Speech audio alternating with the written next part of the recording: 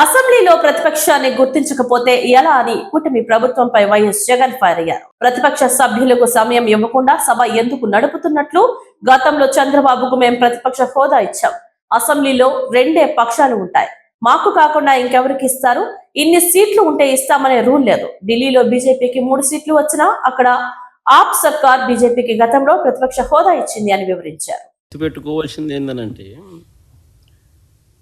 చంద్రబాబు నాయుడు గారు అనే వ్యక్తికి మేము ప్రతిపక్ష హోదా ఇచ్చాం.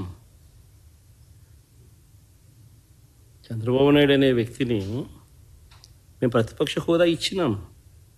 ఎక్కడా రూలింగ్ లేదు, ఎక్కడా దెర్ ఇస్ నో రూల్.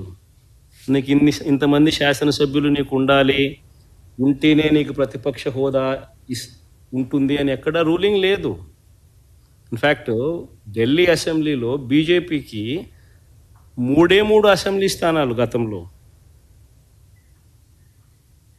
ఆప్ బీజేపీకి ప్రతిపక్ష హోదా ఇచ్చింది. మరి 79 స్థానాల బీజేపీ అక్కడ ఉన్న టోటల్ స్థానాలు ఢిల్లీలో 80 స్థానాలకు 77 స్థానాలు ఆప్ వచ్చి సంథింగ్ లైక్ దట్. బీజేపీకి 3 స్థానాలు ఉన్న ప్రతిపక్ష హోదా ఇచ్చినారు.